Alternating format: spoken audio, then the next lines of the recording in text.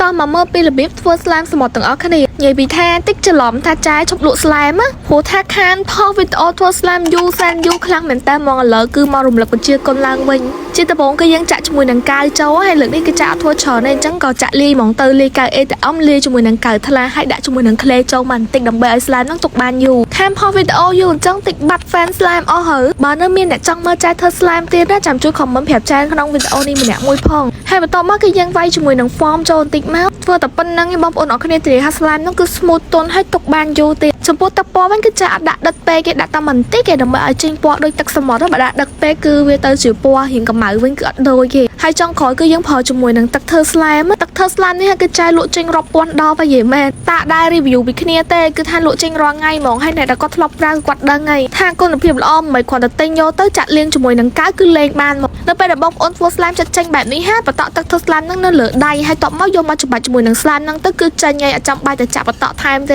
គឺដាក់តិចតិចមែនតើមកងាយស្រួលធ្វើហើយសាច់ស្លាមគឺ smooth ខ្លាំងមែនតើដូចនៅក្នុងវីដេអូហ្នឹងអញ្ចឹងចាប្រើកាវអស់តបន្តិចទឹកធ្វើស្លាមតបន្តិចសោះធ្វើស្លាមបានឡើងច្រើនហ្មងចំពោះស្លាមនេះដែរបើសិនជាបងអូនអត់ចង់ទិញឈុតយកទៅធ្វើខ្លួនឯងទេបងអូនអាចធ្វើការកំងឲ្យចាយធ្វើឲ្យក៏បានដែរនិយាយទៅគឺមានទទួលកំងធ្វើស្លាមហើយសម្រាប់ភ្លេចផ្លាត់នេះគឺចាយមានច្រើនតម្លៃវិញក៏សមរម្យដែរបងប្អូនអរគ្នាពេលធ្វើឲ្យអាចយកមកដាក់ top ពីលើអញ្ចឹងណាចំពោះកំប៉ុងដាក់ស្លាមវិញក៏ចាយមានដែរមានរហូតដល់3ខ្នាតដែរខ្នាតតូចខ្នាតកណ្ដាលជាមួយនឹងខ្នាតធំស្លាមអាចារ្យធ្វើមិញហ្នឹងគឺធ្វើបានជាមួយនឹងកំប៉ុងខ្នាតកណ្ដាលហើយដល់ឈ្មោះស្លាមសមុទ្រហើយអញ្ចឹងគឺយើងយកអាគ្រាប់កតិចផ្កាយខ្យងអីនេះយកមកដាក់ពីលើមកអុយស្អាតខ្លាំងមែនតើហ្មងនិយាយទៅគេធ្វើដូចខ្លាំងណាស់តែនេះគេធ្វើចេញពីម្សៅបងប្អូនអរគ្នាលេងតែអត់ប៉ះពាល់ហូរល្មមអីទេពួកប្រភេទកតិចតបតែងពីលើស្លាមក៏ចាយមានច្រើនប្រភេទដែរអាចធ្វើកម្មរហូតនៅស្លាមសក់16.8 បាទ